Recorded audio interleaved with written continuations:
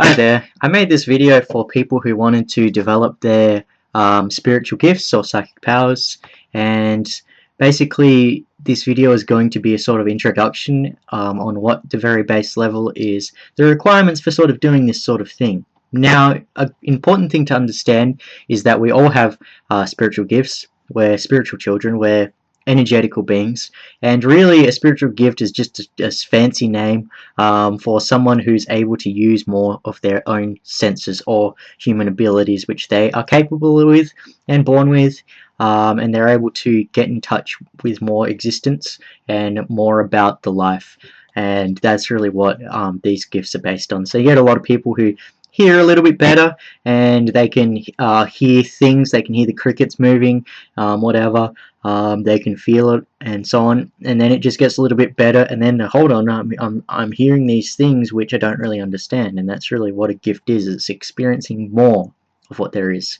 So you can imagine that there's a curtain drawn over the life of how we see it, and we're only allowed to see what society lets us see.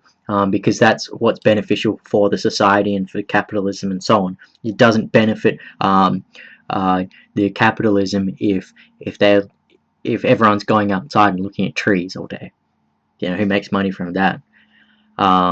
They don't want us to do that. They want us to be materialists and say, no, happiness is found in buying this new pair of shorts or jeans or pants or whatever, shoes, you know. And then when you get it, I'm not happy, I'm bored of this. And they go, no, this new model, you know, that will make you more happy.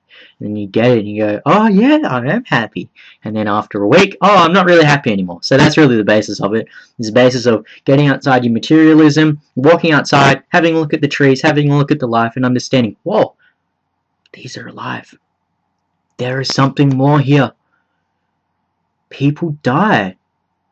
There's other animals. Look at the school of fish. They've almost got one consciousness. You know, they all move together as a school of fish. You know, when people die, you know, we're alive. You know, look at this guy over here. He's alive. He's alive. Look at this tree. It's alive. It needs to be fed. It's alive. There's life that surrounds us everywhere. What is the nature of it? And that is what's the start of your spiritual journey or your spiritual gift. Even spiritual journey is a bit of a misled phrase, because it's eluded in mystery, you know, and it's not something that I would say. It's just looking at the life, understanding life. That's what it is. And you get these wise people, old people in society, these elderly figures, Confucius or whatever. They'd really understand more about life, and they'd be able to lead everyone out of the darkness with having their best interests at heart, and showing them the life and letting them experiencing that. Whereas the society that we have today, they actually benefit from us being more closed-minded. They do. You know? So developing these gifts is why there's a lot of criticism revolving around it, because most of these people in this world are programmed to think a certain way. They get offended when they hear a different point of view, because that's not what they're programmed to hear. That's very simply it. So a lot of self-awareness is a lot of developing the spiritual gifts is starting with self-awareness. Self-awareness is living, and sorry, I've got to go fast here because I've got 15 minutes. It's living for yourself, and it's being responsible for your own decisions. Self-awareness is realizing you're alive, and it's being able to wake up and steer your life. It's about waking up and controlling that wheel of life, and not being asleep to what people want you to think and what you've been trained to think, because you're trained to not think about all these ideas about life. And when you do think about them, that's when you're really waking up to life. Otherwise, if you look at a lot of people, like 80% of people, 70% of people, whatever, high majority of them, they're not even really aware of the life. They are alive though, but they're not really aware of this whole life thing going on. If you try to tell them, they'll get offended, because that's not what they're made to think. They're like, that's not life. Life is in all this stuff that I buy here. You know, when you try and challenge my idea of materialism, I get angry because you're taking that away from me, and I don't know this new thing. I'm scared. You know, so that's what it's all about.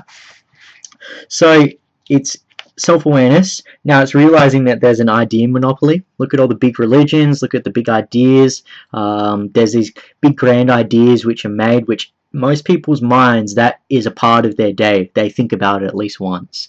You know, a lot of people think these certain ideas which are almost like corporations, you know, like religion is sort of one of them, you know, although it's got good intent or whatever, it's still a corporation in ideas, you know, it's like a Walmart of idea, and there's these different big ideas in the human society, and it's really just breaking away from them and not believing what they tell you. You know, a lot of what they're saying could be true, it could be right or whatever, but at the end of the day, you don't let them decide for you what is life, what you are, who you are, and how you should live. You decide that. You take what they're telling you and you use it to understand your life. Okay, so being in control of your own life and your own path. Having the self-confidence and the self-belief to believe in yourself. So you are designed, programmed, or you sort of to not really believe in yourself. A few people have, you know, and that's really overcoming your own self-doubt and fear, and it's really just being fair and honest to yourself. If you're constantly doubting yourself, you're not being balanced, because there's right and wrong is almost balanced, you know.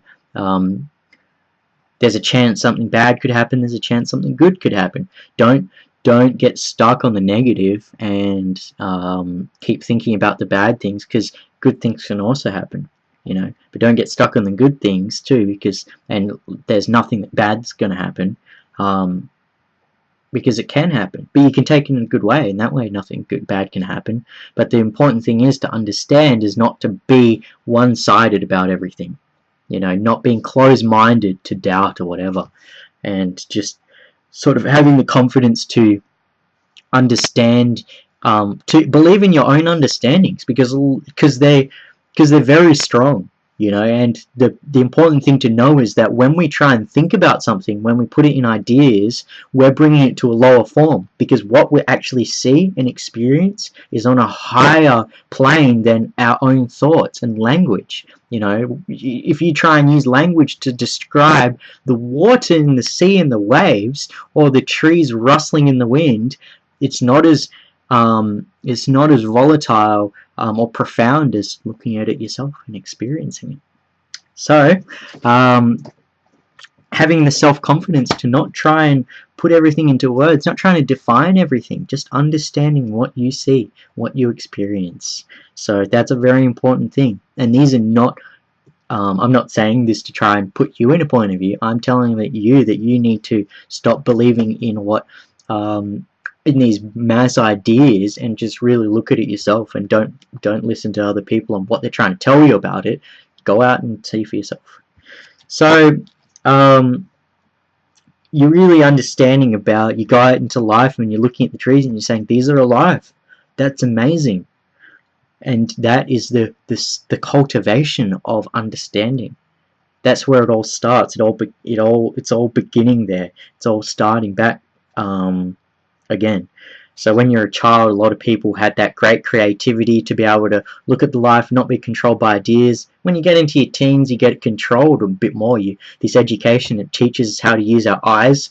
When we read right to left to right, but not right to left, so we're only training a certain hemisphere of the brain. Egyptians, they used hieroglyphs, which were used to write both ways, and they could read in both ways, so they're using both hemispheres of the brain, and they're also using symbols and whatever, so they're not just using one side. Or they might not be using both, but they're using a lot more of both than we are using both. So we're not really trained to do that.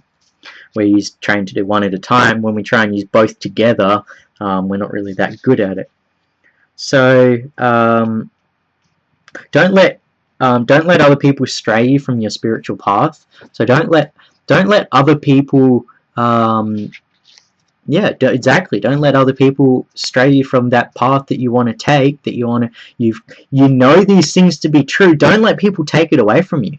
You know, that's what people want to do, because they want to control you. They want you to be what they want you to be, and because of that, they don't really love you. If they loved you, they wouldn't want to try and change you. It's like saying, I love this cake, but it needs more sugar, needs less salt, needs more flour, yeast, whatever. You're saying, well, you love that cake and you want to try and change it. You know, that doesn't make sense. Okay, so don't let other people change you. If they love you, they'll accept you for who you are. And if who you are is a spiritual person, you want to reconnect with the life that gave birth to you, then that's who you are. So there's an energy monopoly as well in this world, and that is that there's certain beings, figures, who people look up to. Our world leaders today are based on, you know, democracy and capitalism and that sort of thing. And although it expresses, you know, the freedom and right for each individual, it doesn't really express that individual being in the right environment.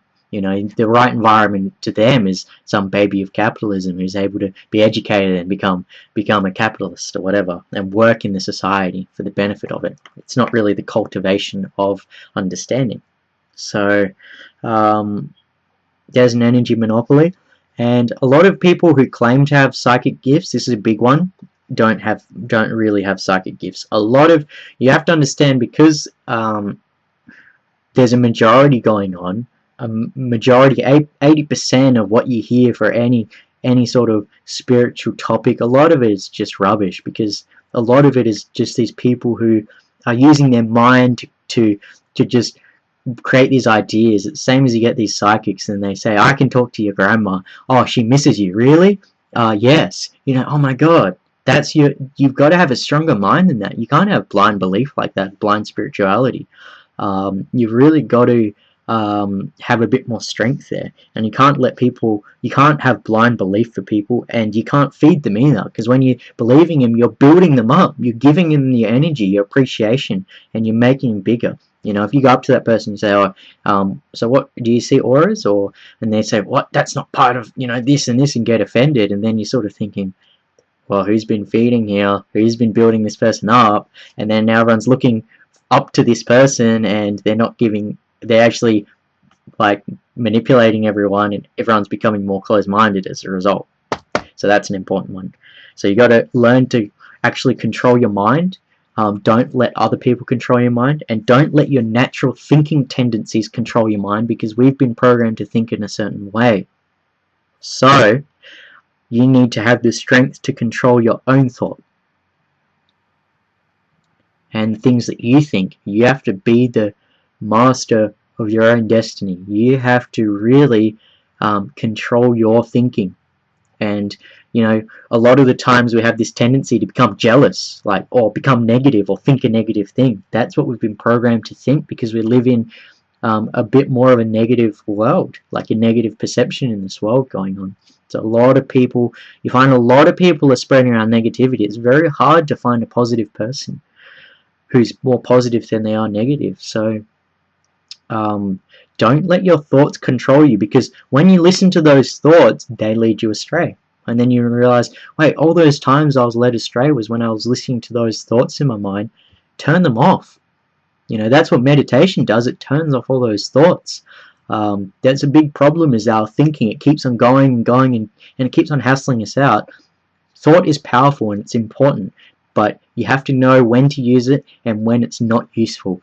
And it's not useful when it's deterring you from the truth of life. It's not letting you go out and experience life, because it's giving you doubts, and it's giving you it's having a hindrance on your own self-belief. It's giving you anxiety. It's giving you bad thoughts. That is when there's a problem, and you need to have the self-confidence and belief to not be more negative, and you need to have that understanding that you don't let these control you. So this is the start of cultivating these spiritual gifts, is really just being more open-minded and a bit more wise when it comes to life. You know, and everyone can do that. It's not hard. It's easy. Just open yourself up to life, and that's the start of it. All right. Thanks.